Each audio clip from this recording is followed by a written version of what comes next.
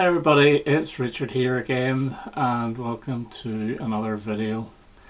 I was watching the Calico Silver video, great channel by the way. I can't remember what his real name is, but he's a big Bob Dylan fan and he reviews a lot of albums of Bob Dylan, and he's a big Neil Young fan, but anyway, somebody has to be.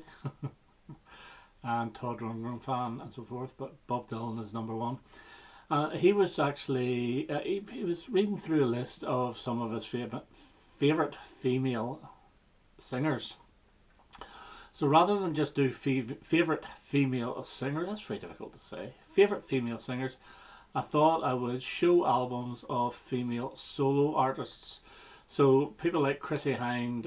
I'm not going to show any Pretenders, I'm not going to show any Bangles, I'm not going to show any Supremes. So not girl groups, just actual solo albums. And I thought this will last about 2 minutes because I don't have many until I actually looked, and I've got a heck of a lot. So we'll whiz through, and there's quite a few albums here, so I'm not going to talk much about each and every album, I'm just going to show them. And the first one up is Annabella, and if you don't know who this was the lead singer of Bow Wow Wow, Annabella Lwin. It's her only solo album. I didn't know she had one. I saw it going cheap, I bought it, and I was even more surprised to find out that some of the tracks were produced by Jim Lee of Slade. So it's not bad, it's not bad. So that's Annabella. I'm doing these in alphabetical order as well. Joan Armatrading, I've got a few albums of hers. I think she's very good. This is probably her best, with the fantastic Down to Zero and Love and Affection on it. She's a good singer, but I sort of gave up on Joan Armatrading come the mid 80s. But yeah, those early albums I do really enjoy. Again, I've shown this girl. This is new to me. I know it's soft rock and I'm not really a big soft rock fan, but for some reason I've sort of got to quite like Pat Benatar. I think one of the reasons is our albums are so cheap, and this is one of the better ones. Get Nervous with the fantastic Shadows of the Night on it. Most people in Britain will have this album, Elkie Brooks' Pearls, with Pearls the Singer, Don't Cry Out Loud, Superstar, Sunshine After the Rain, all really good songs. It's a good album. This is not actually a compilation album. This is a true new album. A lot of people think it's like a greatest hits. It's not. It's just an ordinary album. My favourite song of hers is obviously one she did in the 80s called No More the Fool, but this is very good. I'm going to show this one by Kate Bush because this is one of my favourites. It's not my favourite, but I think this is actually my second favourite. And this is the Red Shoes, and obviously this is a recent reissue that I bought on double vinyl. It's a fantastic album. I think really it's one of her catchiest, with songs like Moments of Pleasure, Eat the Music, Why Should I Lie to You. The Red Shoes itself, I think it's really good, and it doesn't get the acclaim it deserves. I've shown a greatest hits here of Belinda Carlisle, very infectious late 80s pop.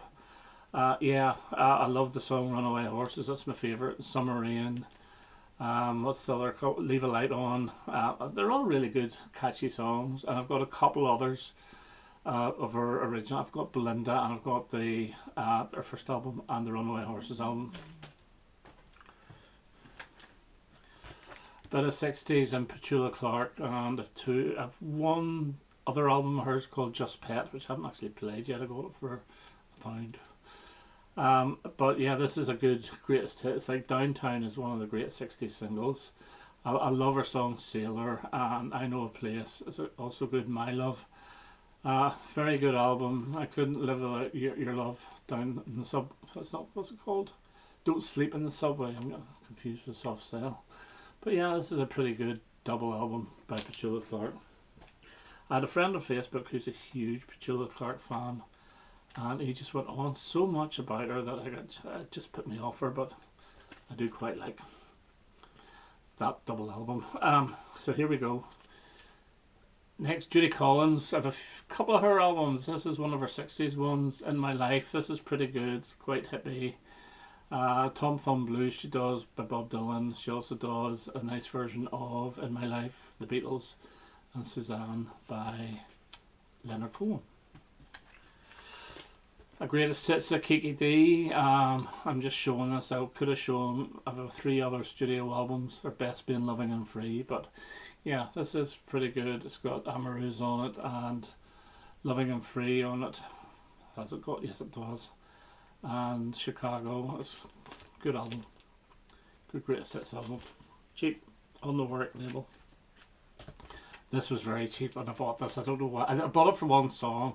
This is Sheen Easton's first, and it's not Morning Train or 9 to 5 or A Modern Girl. It's the 3rd single which I really liked, which was Take My Time. So for £1 I got it. The rest of the album's alright.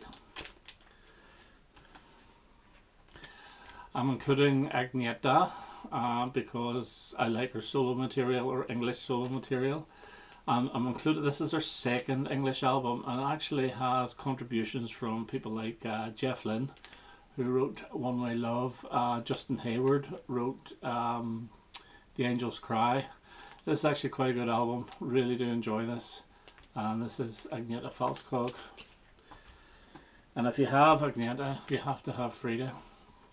And this was her debut English album. And this is the one with Phil Collins all over it with the fantastic I Know There's Something Going On. And the other single is To Turn to Stone, which is really good. This is a very strong album. This was actually recorded before ABBA really split, because this was released in early '82 and there were still a couple of ABBA singles to come, The Day Before You Came and Under Attack. Susanna Hoffs from the Bangles, her first debut album.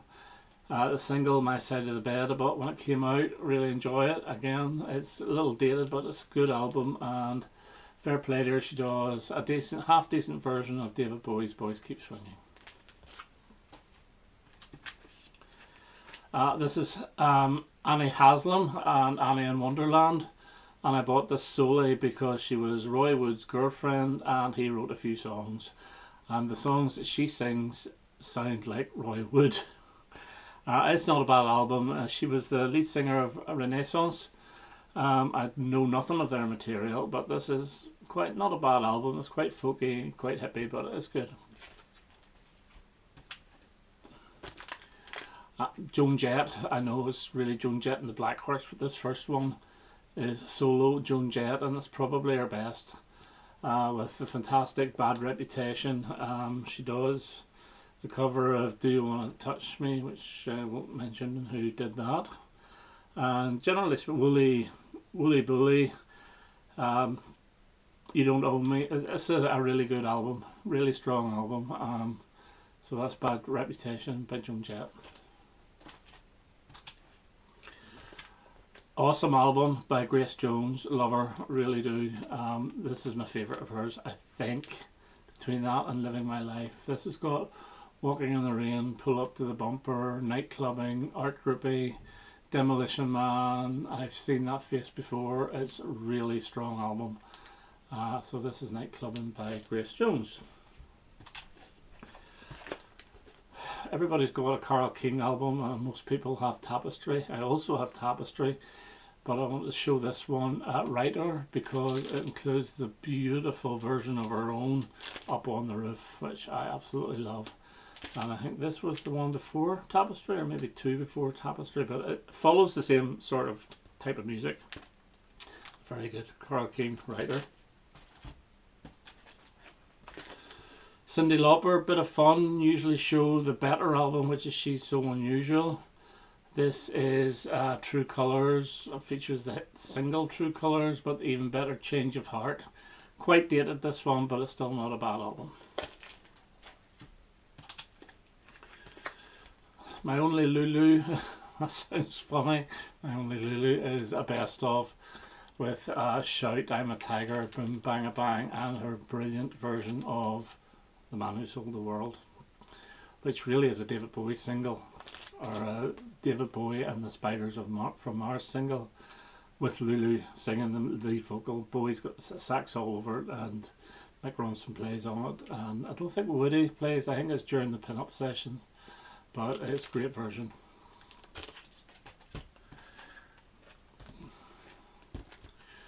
Kirsty MacColl, her debut album Desperate Character. I've had this in my collection for years. Love it. This is my favourite Kirsty MacColl album. It's like her new wavy type album. It's on Polydor, it's not on Stiff. The hit single off this is There's a Guy Works Down in Chip Shop Swears Is Elvis. But yeah, songs like The Clock Goes Round is brilliant. Teenager in Love is brilliant. What's the other one I like? See That Girl. Excellent album. And as I say, it is very early 80s new wave. It's my favourite Kirsty MacColl album. I know most people would go for Kite, but I do prefer that. Yeah, you have to show Madonna. I've got about 4 Madonna vinyl albums. The 80s ones. My favourite is the first, and this is probably my second. In fact, my favourite song off this wasn't a single, and it's White Heat, the one with James Cagney, but at the start, I don't know who it is, it's a cover. But yeah, White Heat, good album. True Blue. I have loads of this girl's album. This is Melanie Safka, and this is Affectionately Melanie. I think this is her second album. Melanie, very flower power child. I think she played Woodstock, and the voice is very brittle at times, and you think, oh, this is going to be lovely and charming, and then she wails like a banshee and your eardrums nearly pop out. I think she's great. She's most famous for her single Brand New Key, but there's a lot more to Melanie than Brand New Key. Very good album. That's Affectionately Melanie. Oh god, we're still taking our time here. This is going to be long. Alanis Morissette, Jagged Little Pill. Not a huge fan. Went to see her live last year. Really enjoyed it. She played most of this album. Bought it. Played it once. Haven't played it since, but it's still not a bad album.